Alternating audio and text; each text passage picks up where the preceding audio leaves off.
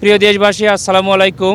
আমরা সবাই অবগত আছি যে আপসীর নেত্রী দেশনেত্রী বেগম খালেদা জিয়া উনি বেশ কিছুদিন অসুস্থ আছেন এবং এই হাসপাতালে ভর্তি হয়েছেন। আমি ডাক্তার এস এম খালিদুজ্জামান, ঢাকা 17 আসনের বাংলাদেশের জামায়াতে ইসলামীর প্রার্থী। আমি এই হাসপাতালে আসলে 15 বছর কাজ করছি আর কি। আমরা অবশ্যই খুবই দুঃখ ভারাক্রান্তভাবে বলতে হচ্ছে যে ওনার শারীরিক অবস্থা আপনারা সবাই প্রতি ঘন্টায় অবগত হচ্ছেন। তো সেই আলোকে বাংলাদেশ জামাত ইসলামীর আমির ডাক্তার শফিকুর রহমানও খোঁজ রাখছেন এবং উনি গুলশানের যেহেতু বাসিন্দা আমার আসনের মধ্যেই পড়ে, আমার নিজের বিবেকের দায়বদ্ধতা থেকে আমি এসেছি, খোঁজ নিয়েছি।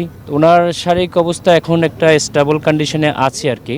আমরা তার জন্য আমরা দোয়া করছি, সবাই দেশবাসীর কাছে দোয়া চাচ্ছি। মহান রব্বুল আলামিন বাংলাদেশের স্বাধীনতা, সার্বভৌমত্ব এবং বাংলাদেশের সার্বিক স্থিতিশীলতার জন্য তার সুস্থতা অনেক জরুরি আমরা মনে করি। তো আমরা তার আজকে আগের তুলনায় এখন একটু ভালোর দিকে আমি যতটুকু ডাক্তারের সঙ্গে কথা বলেছি, যেহেতু আমার কলিগরা এখানে যেরকম বাইরে ফেসবুকে বা অন্যান্য সোশ্যাল মিডিয়া শোনা যাচ্ছে ওরকম অতটা খারাপ না।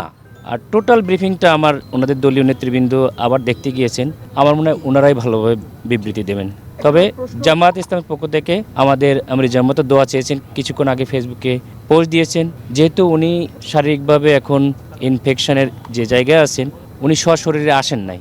আমি যেহেতু এখানকারই এক সময়কার আমাদের সবাই তো কলিগ যারা ডাক্তাররা এবং ওনার যিনি চিকিৎসক তিনিও আমরা একসঙ্গেই থাকি আর কি। তো আমি সব কিছু খোঁজখবর রাখছি আমাদের দলের পক্ষ থেকে এখানে, আর আমরা তার সুস্থতা কামনা করছি। এখন যে অবস্থা আমরা বলেছি যে একটা স্টেবল কন্ডিশন বলতে তার যে অবস্থায় ছিল এরকম একটা পজিশনে আছে, সেখান থেকে অতিরিক্ত পরিমাণে ডেটোরিয়েশন হয় নাই।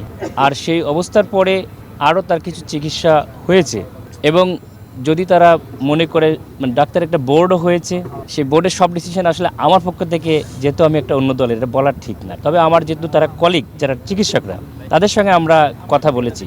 কিন্তু যতই হোক আমাদের নেত্রীর বয়স তো 79, আর মাল্টি অর্গান যে ইনভলভমেন্ট বলা হয়, এই অবস্থায় তো কোনো মানুষই যে একেবারে আশঙ্কার ঊর্ধ্বে সেটা তো বলার সুযোগ নাই। এই বাস্তবতাটা তো আমাদেরকে মেনেই নিতে হবে, সংকটাপন্ন সেটা মেনেই নিতে হবে। তবে যেভাবে যেমন ভেন্টিলেশন লাগা বা এই ধরনের গুলাতে এখনও যায় নাই আর।